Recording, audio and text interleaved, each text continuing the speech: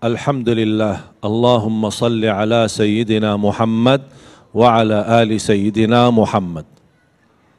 Bapak Ibu, Bu. Perang Badar, kapan terjadi perang Badar?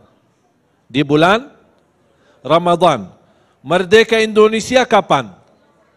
Di bulan suci Ramadan juga. Apakah habis Ramadan yang terjadi perang-perang besar, apakah itu sudah selesai berjuangan? Tidak. Bahkan terjadi perang cukup besar, kumpulan musuh-musuh antara munafikin, Yahudi sama kufar Quraisy, semuanya bersatu untuk serangi kota Madinah. Sampai mereka berbatasan di kota Madinah itu, datangnya mereka membawa pasukan 10.000. Tapi jumlah sahabat Rasulullah SAW berapa? Tahu enggak jumlah sahabat waktu perang Ahzab yang dinamakan Khandaq? Ada sekarang, sampai sekarang masih Madinah, ada Masjid Al-Khandaq namanya. Tahu berapa jumlah sahabat waktu itu bersama Rasulullah SAW? Melawan 10.000. Mereka hanya 3.000 orang. Tapi Allah Subhanahu wa taala tunjukkan kekuasaannya. Karena mereka dalam berjuangan perang itu, mereka menunjukkan kepada Allah Subhanahu wa taala bagaimana tulus ikhlasnya mereka, bagaimana kejujuran mereka, bagaimana penerbangan mereka. Bahkan di musim terjadi perang Al-Ahzab itu termasuk musim dingin banget. Sampai kata sahabat menceritakan, menggambarkan peristiwa itu. Ketika kita ditugaskan oleh Rasulullah SAW untuk menjadi tukang jaga dalam perbatasan kota Madinah, kami merasa ketakutan, saking gelapnya luar biasa, bahkan saking dinginnya luar biasa. Tapi Rasulullah SAW membawa berita gembira bagi kami. Orang-orang yang bertahan diri melawan musuh di perang ini terjamin masuk surga. Jadi semuanya malah menjadi kuat semangat luar biasa. Inilah salah satu perjuangan. Sebagaimana Ramadan kita sabar melawan hawa nafsu, sabar menjaga istiqamah beribadah kepada Allah Subhanahu wa taala, mengurangi jumlah aktivitas kita seperti hari biasa. Untuk apa itu semua? Ridha Allah dan bebas dari neraka Jahannam. Perang Al-Ahzab di bulan Syawal di tahun 5 Hijriah, Rasulullah SAW para sahabat juga menunjukkan perjuangannya.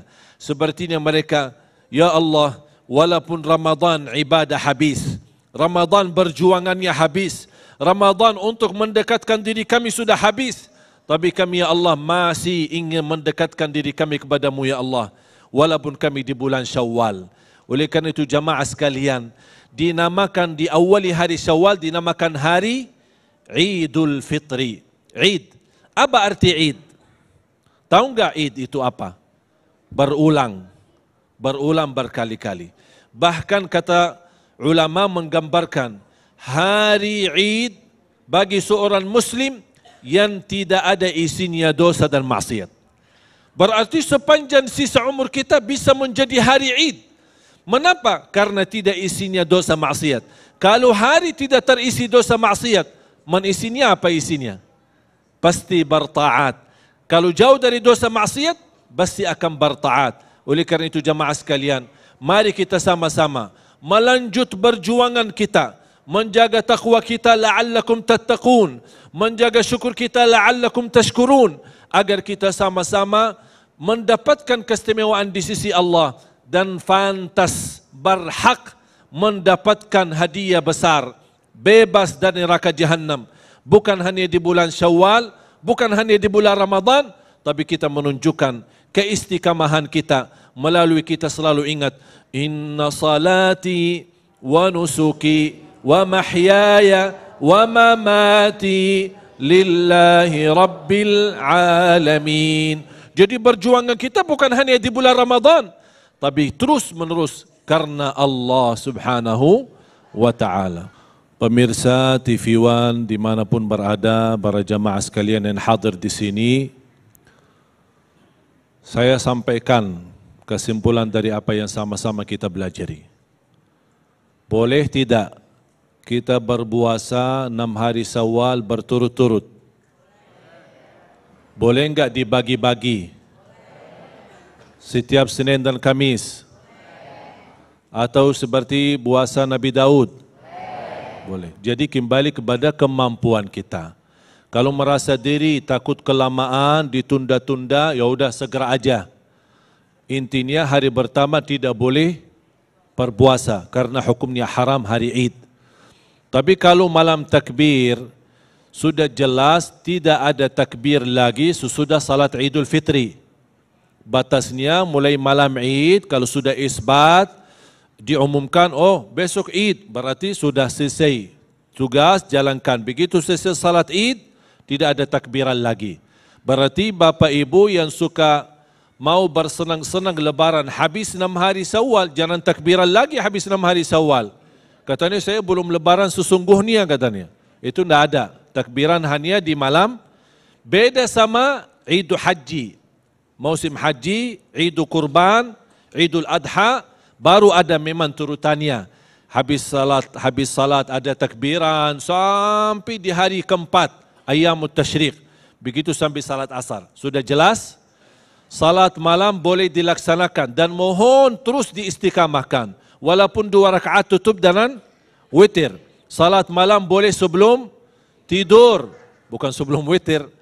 Salat malam boleh sebelum tidur. Kalau sempat mau salat malam lagi boleh.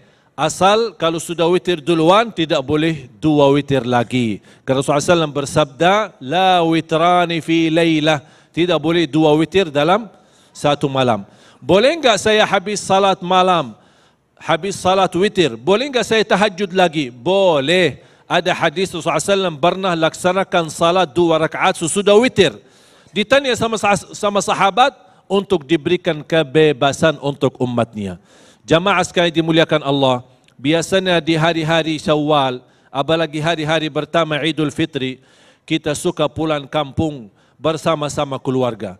Tapi jangan lupa membawa takwa untuk keluarga. Membawa akhlakun karimah, bermulia akhlak bersama keluarga. Orang-orang yang keluar dari Jakarta pulang kampung, membawa pakaian yang bagus untuk anak yatim di kampung kita. Membawa hadiah-hadiah yang menenangkan hati orang miskin. Supaya orang kampung ketika menyambut kita, mereka senang.